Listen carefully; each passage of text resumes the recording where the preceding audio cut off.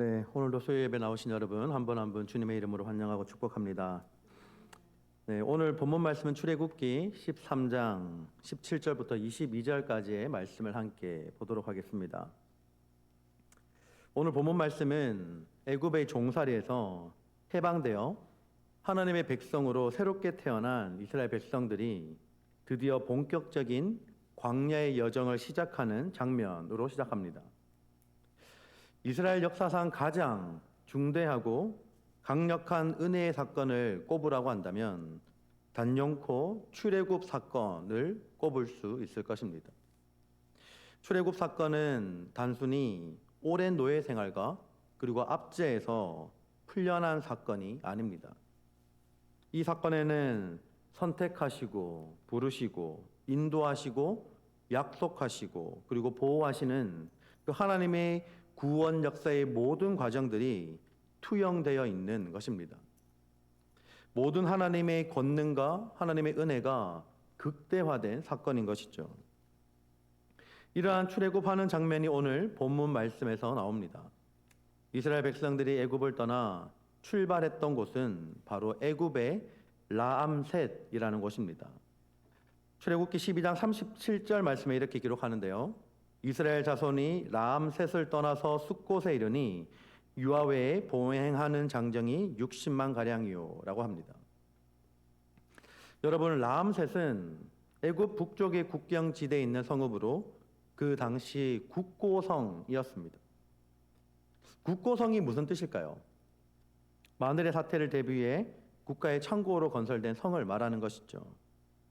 국고성이었기 때문에 애굽에 필요한 식량과 무기와 세금 등이 다 보관되어 있었습니다. 사람들 눈에 좋아 보이는 것들이 이곳에 다 보관되어 있었던 것이죠. 그런데 이스라엘 백성들이 애굽 라암셋에 있을 때 신분이 뭐였을까요? 바로 노예 신분이었습니다. 눈에 아무리 좋아 보이는 것이 바로 앞에 있을지라도 노예 신분으로 할 수 있는 것은 아무것도 없었던 것이죠. 노예들은 그 좋은 물건들을 눈에 보고도 그것을 가지지도 못하고 마음대로 사용할 수도 없었기 때문입니다. 이렇게 노예의 신분으로 애굽의 좋은 것들을 매일 보지만 누리지도 못하였던 이스라엘 백성들이 이제는 자유의 신분으로 나아가는 그 첫걸음을 떼는 순간이 다가오게 됩니다. 이제 애굽을 떠나서 길을 나선 이스라엘 백성들은 자유인이 된다는 기대감과 그리고 설렘과 또 처음 맞닥뜨리는 새로운 환경에 대한 불안과 두려움도 함께 공존했을 것입니다. 이러한 기대감을 안고 이제 길을 나서는 이스라엘 백성들에게 하나님은 약속의 땅으로 가는 가장 빠른 지름길을 놔두고 굳이 먼 길을 둘러가야 하는 이 홍해의 광야길로 이스라엘 백성들을 인도하십니다. 사실 이스라엘 백성들이 가나안 땅에 도착하기 위해서는 블레셋 사람들의 거주지를 거쳐가는 경로가 가장 짧았습니다. 그런데 하나님께서는 홍해를 지나 광야길로 그들을 돌아서 가게 하십니다. 더 먼 길을 하나님께서는 선택하신 것이죠. 하나님께서는 이스라엘 백성들의 연약함을 잘 알고 계셨습니다. 그들이 애굽을 출발한 지 얼마 되지 않아서 블레셋 군인들과 전쟁을 치른다면 두려움으로 인해서 다시 애굽으로 돌아갈 것을 하나님께서는 아셨던 것이죠. 하나님께서는 이스라엘 백성들이 감당할 수 없는 것들을 미리 아시고 다른 피할 길을 주신 것입니다. 이스라엘 백성들의 마음에서는 무조건 빠른 길을 선택했을 것이지만 하나님의 간섭으로 생명과 안전을 지킬 수 있었습니다. 여러분, 인생을 살다 보면 하나님께서 어느 길로 가라고 하는 그 인도함도 우리 가운데 분명히 있지만 반대로 우리가 어떠한 길로 가지 못하게 막으시는 그 하나님의 인도하심도 있습니다. 하나님은 길을 만드시는 분이기도 하지만 때로는 그 길을 막으시는 분도 하나님이기 때문입니다. 이스라엘 백성들은 430년이라는 긴 세월 동안 애굽에서 생활하였기 때문에 애굽이 그들에게는 가장 익숙한 땅이었습니다. 이러한 상황에서 애굽이라는 이 익숙한 땅을 나와서 약속의 땅으로 가는 여정 속에서 가장 가까운 이 블레셋 길을 가로지르는 이 길을 놔두고 홍해의 광야길로 인도하시는 이 하나님의 명령을 이스라엘 백성들은 이해할 수 없었을지도 모릅니다. 반면 분명히 눈앞에 쉽고 편한 길이 있는데 왜 굳이 하나님께서는 광야라는 길로 인도하시는 걸까? 이러한 불평과 원망이 이스라엘 백성들에게 생겼을 수도 있다는 것이죠. 그런데 바로 그곳에 하나님의 배려하심과 인도하심이 있다는 것을 그들은 모른 채 불평과 원망을 하는 것이죠. 때로는 우리가 기도한 대로 이루어지지 않거나 원하는 길로 우리의 삶이 흘러가지 않을 때가 있습니다. 그런데 그때에도 우리가 기억해야 할 것은 하나님은 여전히 우리를 위한 길을 만들고 계신다라는 것입니다. 우리가 지름길로 가게 되면 하나님께서는 행여나 감당하지 못할까 봐 우리의 모든 사정을 잘 아시는 하나님께서 가장 적합한 때와 시기가 되면 우리를 그 길로 인도하신다라는 것입니다.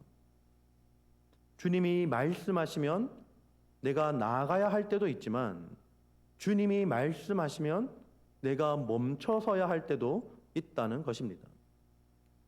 이제 이스라엘 백성들은 애굽을 탈출해서 숫곳이라는 곳에 이르게 되고 그리고 그 숫곳에서 광야 끝 에담이라는 곳에 장막을 치게 됩니다. 이제 이스라엘 백성들은 광야에 있습니다. 광야는 먼지와 바람밖에 없는 황량한 곳이죠. 무기도 없고 식량도 없으며 화려했던 애굽의 건물들도 없는 곳입니다. 눈에 보이는 것은 아무것도 없지만 그들은 더 이상 애굽의 노예가 아니라 하나님의 백성으로서 자유를 누리는 곳으로 나오게 되었습니다. 이제 그들의 눈앞에 있었던 그 화려했던 애굽의 건물과 풍족한 식량과 튼튼한 무기는 없으나 전능하신 하나님께서 그들과 함께 계셨던 것입니다. 이제부터는 하나님만 바라보면 되는 것입니다. 하나님께서 낮에는 구름 기둥으로 밤에는 불 기둥으로 늘 이스라엘 백성들과 함께 하셨습니다. 여러분 사실 이제 겨울이지만 필라델피아가 요새 조금 많이 따뜻한 것 같아요. 예전에 제가 미국에 4년 전에 왔을 때보다 온도가 확실히 많이 따뜻한 날이 많아지는 것 같습니다. 그래도 겨울은 겨울이죠. 제가 지난주까지 휴스턴에 세미나를 다녀왔습니다. 놀라운 사실은 2월 달인데 휴스턴에 가서 제가 반팔을 입고 다녔다라는 것이죠. 여기서는 외투를 두껍게 입고 이제 다녔는데 거기서는 날씨가 더워서 반팔을 입고 다녔습니다. 다시 필라델피아 딱 공항에 나오는 순간 다시 집어넣었던 외투를 바로 꺼내서 입었습니다. 너무 추운 것이죠. 반팔을 입다가 나오니까 더 춥게 느껴졌습니다. 예전만큼 날씨가 춥진 않다 하더라도 사실 겨울에는 1시간만 밖에 서 있으라고 해도 몸이 얼어붙는 것처럼 느껴질 것입니다. 영하 4도, 5도만 돼도 밖에 한 1시간만 서 있어봐 라고 한다면 우리 중에 가만히 서 있을 수 있는 사람은 많지 않을 것입니다. 여러분 그런 곳에 있으면 모든 생각이 사라지고 굉장히 사람 자체의 본능에 충실해집니다. 빨리 따뜻한 곳에 들어가고 싶다. 따뜻한 물 한 잔이라도 마시고 싶다. 따뜻한 방에 몸을 녹이고 싶다. 이런 생각밖에 안 드는 것이죠. 추운 겨울에 밖에 나가서 깊은 생각을 할 수가 없는 것이죠. 제가 예전에도 한번 군 생활에 대해서 잠깐 얘기했었는데 저도 마찬가지였습니다. 굉장히 추운 곳에서 군 생활하면서 밤에 들었던 생각은 내가 들어가서 거룩하게 오늘 하루도 기도하고 마감을 해야지. 그래 진짜 사람들에게 전도도 해야지. 그런 생각을 하는 것이 아니라 이게 언제 끝나지? 언제 들어가지? 시계만 보고 있는 것이죠. 굉장히 거룩한 생각을 할 겨를도 없습니다. 본능에 충실해집니다. 여러분, 이스라엘 백성들도 노예로 있을 때는 그래도 누울 만한 집과 따뜻한 물 한 잔이라도 먹을 수 있었습니다. 그런데 그 광야길에서는 아무것도 할 수 없는 막막함만 몰려올 뿐이었습니다. 그곳에서는 그들의 생존을 위한 기본적인 조건들, 즉 먹고 사는 문제들이 하나님을 믿는 사람들에게 무엇을 의미하는지 새롭게 배우는 시간을 가져야 했습니다. 이 세상의 주인이 누구시며 생명의 주인이 누구인지를 배우게 되는 시간이었습니다. 그들은 하나님의 백성으로서 광야 생활 동안 계속해서 하늘과 땅을 지으신 전능하신 하나님을 믿는 것이 과연 무엇을 의미하는지를 생생히 배우게 되었던 것입니다. 여러분, 우리는 날마다 우리를 두렵게 하는 상황을 만납니다. 그래서 다시 우리가 익숙했던 곳으로 돌아가려고 합니다. 우리의 안락함이 있는 곳, 우리가 너무나 익숙해져서 이제는 그 참된 자유를 박탈당한 채 노예로 살아가는 그곳으로 우리는 다시 돌아가려고 하는 본성이 있습니다. 우리를 하나님이 아는 다른 문제들의 노예로 살아가는 그 현장으로 다시 돌아가려고 하는 마음들이 우리에게 생겨남을 보게 됩니다. 이렇게 말할 수도 있죠. 하나님 없이 차라리 그냥 자유가 없어도 좋으니 두려운 상황을 만나지 않아도 되는 그곳에 눌러 앉아서 있으려고 하는 그 본성이 우리에게 있다는 것입니다. 이제 막다른 홍해의 광야길로 인도함을 받은 이스라엘 백성들에게 하나님은 하나님의 임재와 하나님의 보호하심과 그리고 인도하심을 상징하는 구름 기둥과 불 기둥으로 하나님께서는 그들과 떠나지 않고 함께 하십니다. 21절 말씀에 이렇게 기록합니다. 여호와께서 그들 앞에서 가시며 낮에는 구름 기둥으로 그들의 길을 인도하시고 밤에는 불 기둥을 그들에게 비추사 낮이나 밤이나 진행하게 하시니 라고 기록합니다. 여러분, 21절 말씀에 그들 앞에 가시며 라고 기록합니다. 이 말을 히브리어 성경 원문을 보면 여호와 하나님께서 이스라엘 백성들 앞에서 인도하며 계속 걷고 있는 상태를 의미합니다. 그러니까 홍해의 광야길로 가는 동안 딱 한 번만 그렇게 한 것이 아니라 이스라엘 백성들이 행진할 때마다 계속해서 그렇게 하셨다라는 것을 강조하고 있는 것이죠. 하나님께서 이스라엘 백성들의 뒤나 옆에서 따라간 것이 아니라 앞에서 인도하셨다라는 말은 또한 이스라엘 백성들이 앞서 가시는 하나님을 그냥 따라가기만 하면 된다는 것을 강조하고 있습니다. 하나님께서 홍해의 광야길을 가는 이스라엘 백성들과 이렇게 늘 동행하셨습니다.